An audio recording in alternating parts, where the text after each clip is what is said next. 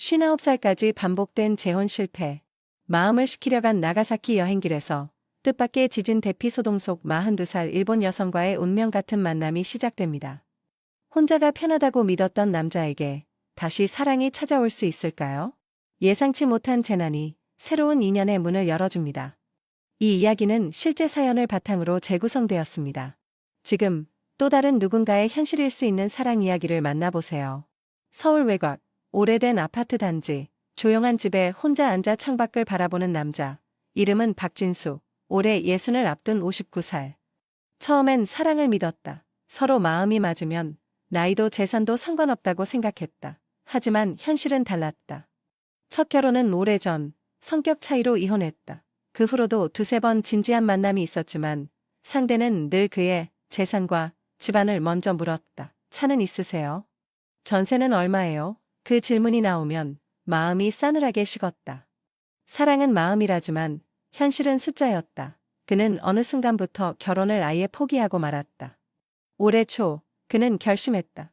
혼자만의 여행을 떠나자. 사람도 관계도 없는 곳에서 조용히 나를 내려놓자. 그가 선택한 여행지는 일본의 나가사키였다. 역사와 바다, 조용한 거리, 그리고 아무도 그를 모르는 곳. 그는 그렇게 일본행 비행기에 올랐다. 나가사키에 도착한 첫날, 하늘은 흐렸지만 바닷바람이 기분 좋았다. 바다 냄새와 낯선 공기의 온도, 진수는 그런 모든 것이 마음에 들었다. 그는 호텔에서 가까운 글로버 가든을 산책했다.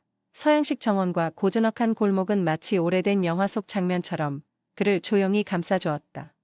정원 끝자락에서 그는 오래된 돌계단을 발견했다. 한 걸음 한 걸음, 돌 위를 디딜 때마다 묘한 위안이 느껴졌다. 관광객도 많지 않아 그 공간은 마치 그의 것 같았다. 진수는 일본어는 거의 못했지만 스마트폰 번역 앱으로 간단한 주문 정도는 할 수 있었다. 근처의 작은 우동 가게에 들어가 따뜻한 국물과 함께 마음을 녹였다. 혼자 먹는 짬뽕, 혼자 걷는 거리, 그에게 이 낯선 곳은 고요한 안식처였다. 걸으며 그는 이런 생각을 했다. 서울에선 늘 누군가를 의식했지. 여긴 그런 게 없어. 편안해. 그의 표정엔 묘한 미소가 번졌다. 그는 마음속으로 중얼거렸다. 이제 혼자 살아도 괜찮겠지. 그날 저녁, 호텔방 창가에 앉아 일몰을 바라보았다. 붉게 물든 하늘이 바다에 스며드는 풍경은 그에게 말 없는 위로가 되었다. 노트북을 열어 짧게 일기를 적었다. 혼자인 게 나쁘지 않다. 그렇게 혼자의 시간이 익숙해지려던 어느 날, 예기치 못한 일이 벌어졌다. 이틀째 되는 날 오전, 진수는 나가사키 평화공원을 찾아가던 중이었다. 전날 밤부터 이어진 가벼운 비는 아침이 되자 멎었고 바닥은 축축하게 젖어 있었다. 우산을 접고 공원 입구에 들어선 순간 진수는 가벼운 진동을 느꼈다. 지금 흔들린 건가? 순간 몸이 순간적으로 휘청였고 주위의 나무들도 미세하게 흔들리는 듯 보였다. 지나가던 일본인들은 놀라기는커녕 자연스럽게 스마트폰을 확인하고 방송에 귀를 기울였다. 공원 안에 설치된 스피커에서는 차분한 음성으로 대피를 알리는 안내가 흘러나왔다. 진수는 당황했다. 일본에서 지진이 흔하다는 건 알고 있었지만 직접 겪는 건 처음이었다. 표지판도 대부분 일본어로만 적혀 있었고 사람들은 빠르게 흩어지고 있었다. 갑작스러운 상황에 그는 방향을 잃고 그저 공원 벤치 옆에 멈춰섰다.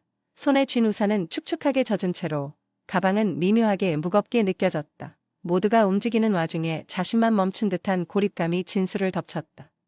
그때 그의 오른쪽에서 발걸음 소리가 다가왔다. 괜찮으세요? 혹시 한국 분이세요? 정확한 발음의 한국어. 진수는 놀라 고개를 돌렸다. 작은 체구의 여성이 걱정 어린 눈빛으로 자신을 바라보고 있었다. 짙은 남색 트렌치코트, 손엔 접힌 여행 가이드북, 어딘지 모르게 단정하고도 따뜻한 분위기를 풍기는 사람이었다. 그녀의 한마디에 진수의 긴장이 풀리는 듯했다. 익숙한 말, 낯선 곳에서의 예상치 못한 친절은 말 그대로 구원의 손길처럼 느껴졌다. 그녀의 이름은 아오이, 나이는 42. 규슈 남부의 조용한 도시, 구마모토 출신이었다. 그녀는 대학에서 문학을 전공했고 졸업 후에는 도서관 사서로 일하며 평범하고 차분한 삶을 살아왔다. 그러다 우연히 본 한국 드라마에 매료되어 스스로 한국어를 공부하기 시작했다. 드라마 속 대사 하나하나를 멈춰가며 받아 적고 발음을 따라하는 것을 일과처럼 삼았다.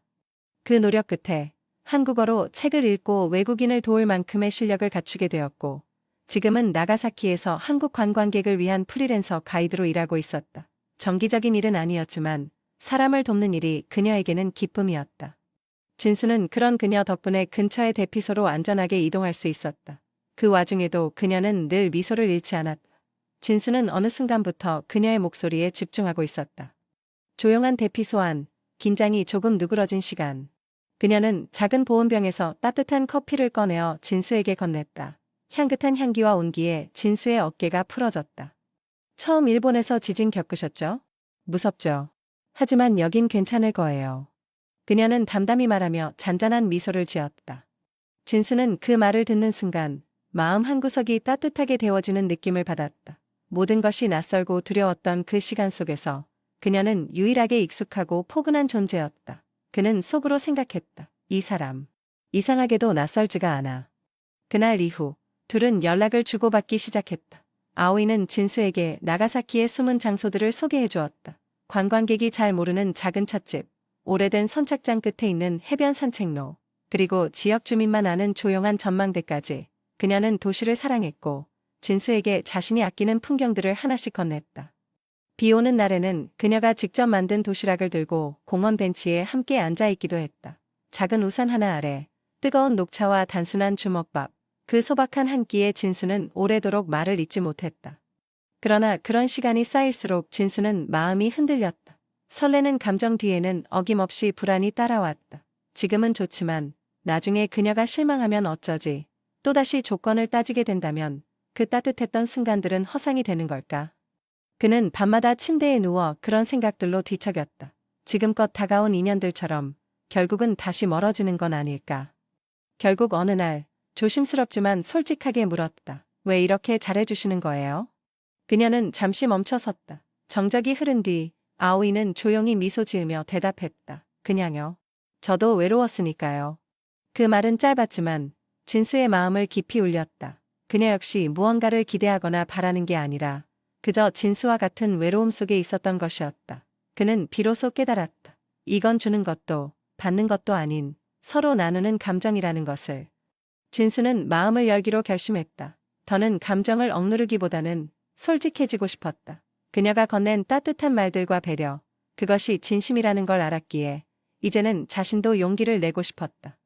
저녁 무렵 두 사람은 나가사키항 근처의 작은 카페에 앉아 있었다. 창밖으로는 잔잔한 물결이 부서지고 은은한 재즈 음악이 배경처럼 흐르고 있었다. 진수는 두 손을 조용히 모은 채 그녀에게 조심스럽게 입을 열었다. 저는 가진 게 많진 않아요. 지금은 은퇴했고 그냥 평범하게 살고 있어요. 젊을 땐 나름 열심히 살았지만 지금은 그저 조용히 살아가는 사람입니다. 그녀는 그의 눈을 가만히 바라보다가 고개를 저었다. 말보다도 그 눈빛에 담긴 진심이 먼저 전해지는 듯했다. 전 그런 거 안 봐요. 누군가 옆에 있어주는 게 중요하잖아요. 마음을 나누는 사람이 필요한 거지, 조건을 채우는 사람이 필요한 건 아니에요. 그녀의 말은 담담했지만 단단했다. 진수는 문득 가슴 깊은 곳에서 오래 묶여있던 감정이 녹아내리는 걸 느꼈다. 마치 겨울 내내 얼어있던 강물 위에 햇살이 스며드는 순간처럼. 그 순간 진수는 처음으로 그녀와 함께하는 미래를 상상했다. 집안에서 함께 아침을 맞이하고 손을 잡고 시장을 걷고 아무 일 없이 저녁을 나누는 그런 날들. 그 모든 상상이 이상하게도 낯설지 않았다. 그는 마음속으로 조용히 되뇌었다. 이 사람이라면 함께 늙어가도 괜찮겠다. 여행 마지막 날, 진수는 아오이와 함께 나가사키항의 전망대에 올랐다. 잔잔한 물결과 어스름한 저녁 노을이 도시를 붉게 물들이고 있었다. 둘은 나란히 앉아 말을 아끼며 바다를 바라보았다. 이 며칠간의 시간이 마치 몇 달을 함께 보낸 것처럼 느껴질 만큼 진수의 마음은 깊어져 있었다. 그 고요함 속에서 아오이가 입을 열었다. 나중에 또 나가사키 오세요. 아니, 제가 한국에 갈 수도 있어요. 그 말은 장난스러운 미소 속에 담겨 있었지만 눈빛만큼은 진지했다. 진수는 잠시 그녀를 바라보다가 부드럽게 웃으며 말했다. 다음엔 혼자 오지 않을 거예요. 그땐 우리 함께 갈 곳이 많겠죠. 그녀는 미소로 대답했지만 눈가가 살짝 붉어졌다. 진수 역시 가슴 어딘가가 저릿해졌다. 마치 서로가 서로에게 오랜 기다림 끝에 선물처럼 느껴졌다. 한국으로 돌아온 진수는 며칠을 멍하니 보내다 결국 먼저 연락을 했다. 그녀는 반가운 목소리로 전화를 받았고 그렇게 둘은 매일 통화하며 서로의 하루를 나누기 시작했다. 2달 후 아오이는 한국을 찾았다. 김포공항 입국장 앞에서 그녀를 기다리던 진수는 그녀가 환하게 웃으며 다가오는 모습에 가슴이 뛸 정도로 설렜다. 진수는 그녀를 가족들에게 정식으로 소개했다. 아오이는 어색하지만 정중하게 한국말로 인사를 건넸고 진수의 누이와 조카들은 따뜻하게 그녀를 맞이했다. 함께 식사하고 동네를 산책하고 시장에서 붕어빵을 사 먹는 평범한 하루 속에서 두 사람의 관계는 더욱 단단해졌다. 결국 진수는 다시 일본으로 향했다. 이제는 낯설지 않은 땅, 나가사키에서 그를 기다리고 있는 한 사람을 향해. 1년 뒤 진수와 아오이는 일본에서 조용한 결혼식을 올렸다. 나가사키의 작은 언덕 위 교회, 하얀 벽돌과 유리창 너머로 들어오는 햇살이 두 사람을 감싸고 있었다. 그들의 결혼식에는 아오이의 가족과 진수의 몇몇 친지들이 참석했다. 서툰 일본어와 어색한 인사, 익숙지 않은 문화 속에서도 모두의 얼굴에는 따뜻한 미소가 떠올라 있었다. 진수는 결혼식장에서 아오이의 손을 꼭 잡으며 속삭였다. 이제 우리 둘만의 계절이 시작되는 거야. 결혼 후 두 사람은 한국과 일본을 오가며 살아가는 삶을 선택했다. 계절이 바뀔 때마다 한 나라에서 다른 나라로 옮겨가며 각 도시의 풍경을 공유했다. 진수는 한국에서는 아오이에게 한국어를 가르치고 일본에서는 그녀에게 문화를 배우는 학생이 되었다. 어느 날 두 사람은 함께 서울 북촌 한옥마을을 거닐다 조용한 찻집에 들렀다. 따뜻한 유자차를 마시며 아오이가 말했다. 이젠 여기가 제 두 번째 고향 같아요.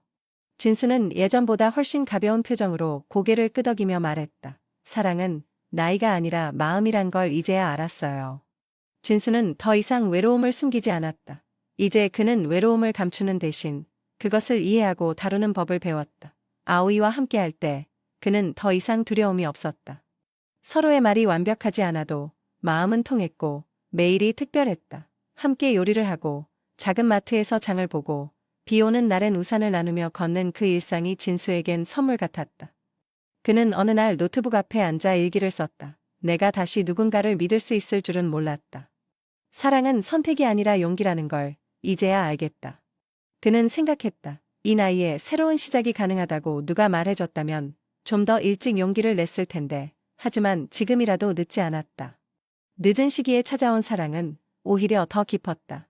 둘은 함께 걷는 인생이 얼마나 소중한지 하루하루 되새기며 살아가고 있었다. 사랑은 때로 땅이 흔들릴 때 찾아옵니다. 예상치 못한 순간, 삶이 크게 흔들릴 때 우리는 누군가의 손을 마주 잡게 됩니다. 지진처럼 흔들리던 내 마음에 단단히 자리를 잡아준 그 사람, 따뜻한 말 한마디, 조용한 미소 하나가 깊은 외로움을 밀어낸다는 걸 그는 이제 알게 되었습니다. 젊은 날에만 사랑이 있는 건 아닙니다. 오히려 나이를 먹고 난 후 세상의 속도를 조금 내려놓고 나서야 비로소 마주할 수 있는 사랑이 있습니다. 말보다 눈빛으로, 선물보다 시간으로 전해지는 마음. 그런 사랑은 조용하지만 깊고 늦게 왔기에 더욱 단단합니다. 중년의 삶에도 새로운 시작은 분명 있습니다. 혼자라는 이유로 마음을 닫아두지 마세요. 당신을 향한 따뜻한 인연도 지금 어디선가 조용히 다가오고 있을지 모릅니다.